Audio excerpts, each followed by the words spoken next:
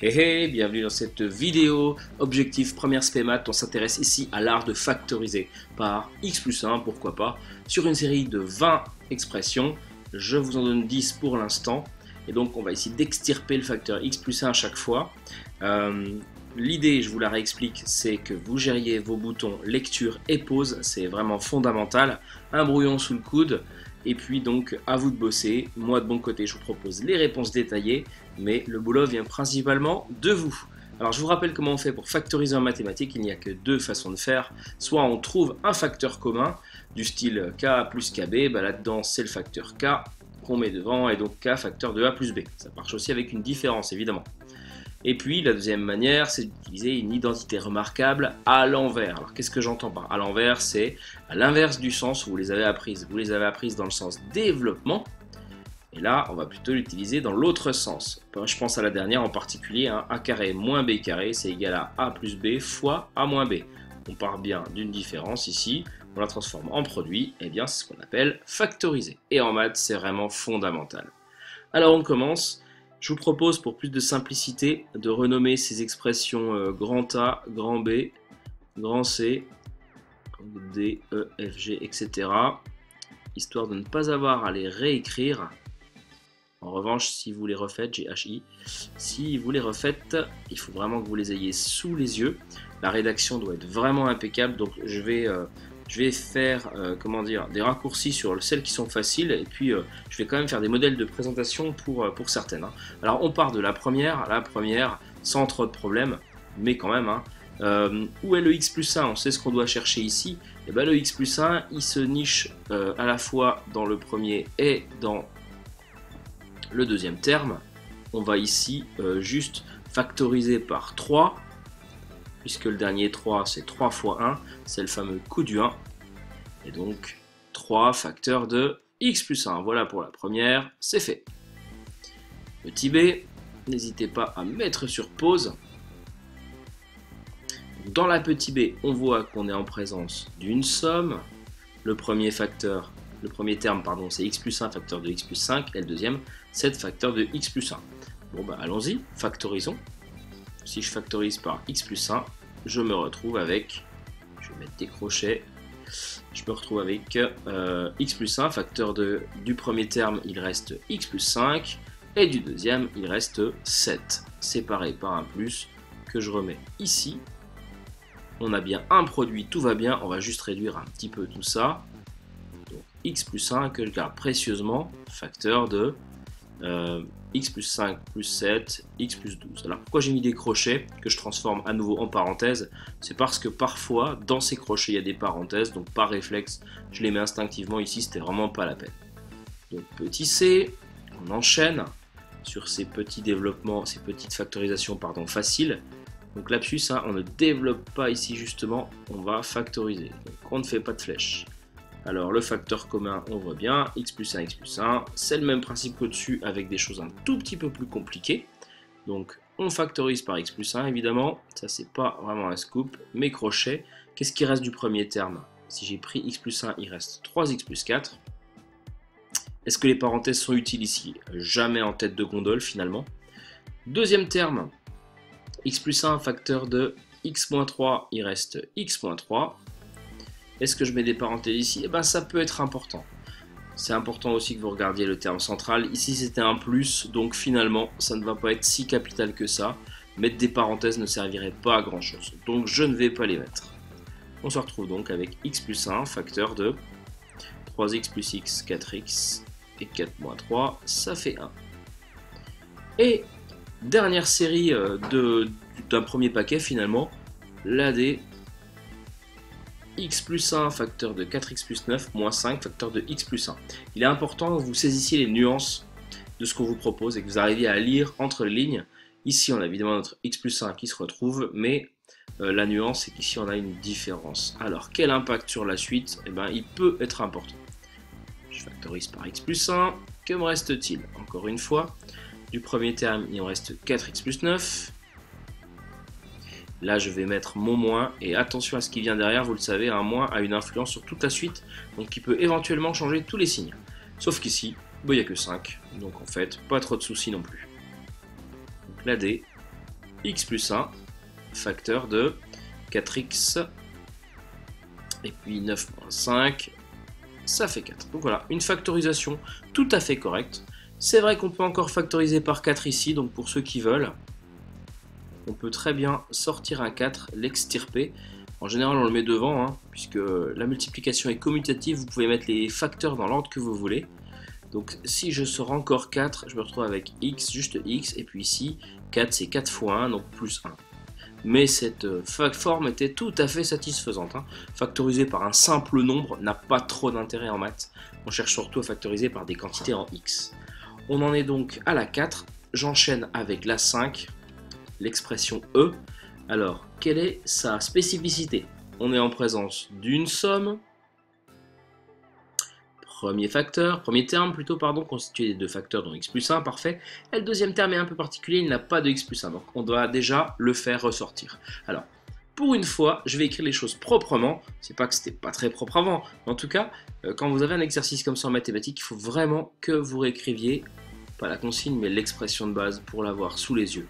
Donc x plus 1, facteur de 8x moins 3, plus 4x plus 4. Je remets E en dessous, c'est pas une obligation, mais moi je le fais systématiquement pour ne pas l'oublier. Donc je vais faire ressortir mon x plus 1 déjà, je vais le révéler. Donc je le révèle en juste factorisant par 4 ici. Donc on factorise une première fois par 4 le deuxième bloc. Hein. J'espère que c'est suffisamment clair. Ce bloc-là correspond à celui-là.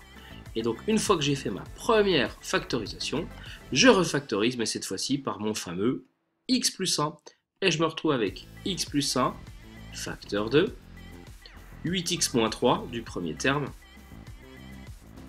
parenthèse inutile, plus, parce que c'est bien une somme, hein, à la base, plus, et ben 4. Attention à garder l'ordre, ici c'est une addition, donc pas trop de soucis, mais quand on aura des différences, ça va absolument tout changer, donc on garde l'ordre dans lequel apparaissent les choses. X plus 1, facteur de 8x plus 7. Et là on vient de faire une factorisation par 4, une factorisation par x plus 1, c'est ce qu'on appelle donc tout naturellement une double factorisation. C'est fait, on passe à la f. X plus 1. Et donc là, j'y reviens, hein, c'est parfaitement présenté, on encadre le résultat, c'est impeccable. Et on ne redéveloppe pas, évidemment, le résultat. F, x plus 1, facteur de 9x moins 5, moins 7x moins 7. Alors, où est mon x plus 1? Bien sûr ici, et puis là, il va se nicher dans cette partie. Donc pareil, je vais peut-être faire l'effort de la réécrire, histoire que ce soit très clair dans votre tête. Pas la bonne expression, je suis en train d'écrire, c'est la f. Donc 9x moins 5, moins 7x moins 7. Et bien là, pour faire ressortir mon x plus 1 du deuxième terme, je vais être obligé de factoriser par, non pas 7, mais moins 7. Quand je factorise par moins 7, j'ai bien x plus 1, on vérifie en développant, moins 7 fois x, moins 7x, moins 7 fois 1, moins 7. Parfait. Et donc attention, là, on est en présence d'une différence. C'est toujours important de le noter. Le meilleur moyen de ne pas tomber dans un piège, c'est de savoir où il est. Et donc les différences sont source d'ennui. Attention. X plus 1, facteur 2 comme toujours. Le premier terme, c'est celui qui vient là. J'ai pas laissé beaucoup de place, mais ça devrait aller. 9x moins 5, moins 7. Encore une fois, il n'y a rien derrière, donc c'est pas trop méchant. Le moins ne va pas changer le signe de plusieurs choses, juste du 7. X plus 1, facteur de 9x moins 12. Résultat qu'on encadre. Voilà pour la f. G maintenant. Et ben on continue avec une différence, sauf que cette fois-ci, le x plus 1 est accompagné d'un gros morceau.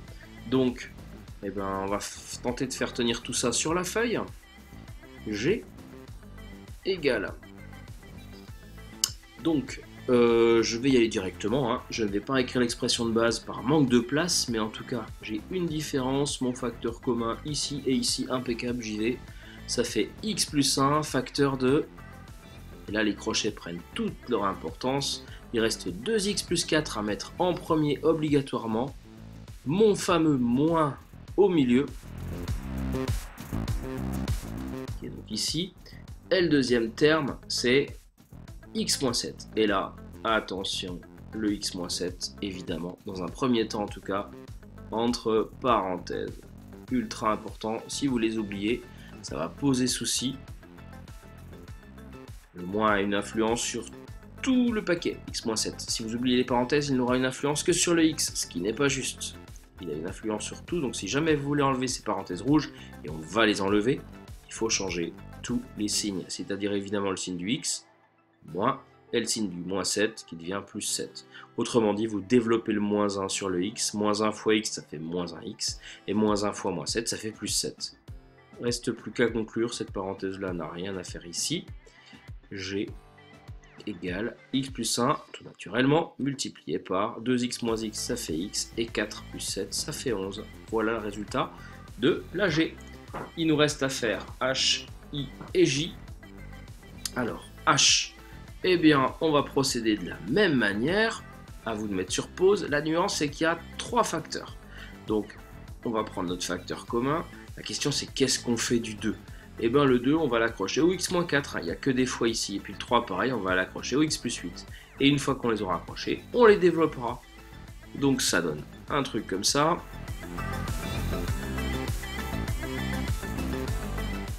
H égale x plus 1. C'est une somme hein, au passage. X plus 1, facteur de... Alors, je vais mettre des crochets. Qu'est-ce qui me reste du premier terme? 2 facteurs de x moins 4. Je mets ici. Plus. Mon plus central, que je symbolise toujours de la même manière. Et puis, 3 facteurs de x plus 8. Comment on gère ça? Le x plus 1, il est déjà en place, on n'y touche pas. Je vais juste faire des mini-développements dans mes crochets. Donc le 2 qui porte sur le x moins 4, quand on le développe, ça fait 2x moins 8, plus 3x, plus 8 fois 3, 24. Donc au final, x plus 1, facteur de 2x plus 3x, ça fait 5x, moins 8 plus 24, ou encore 24 moins 8, ça fait 16. Donc h égale x plus 1, facteur de 5x plus 16. Voilà le résultat de la h. On va procéder de la même manière pour la i, je vous laisse la faire. Pendant ce temps-là, je prends une nouvelle page. I donc, niveau 9. Une soustraction, comme on le disait, une différence avec 3 facteurs ici et 3 ici. On voit notre x plus 1, on le factorise tout de suite. Donc je vais l'écrire proprement vu que j'ai de la place.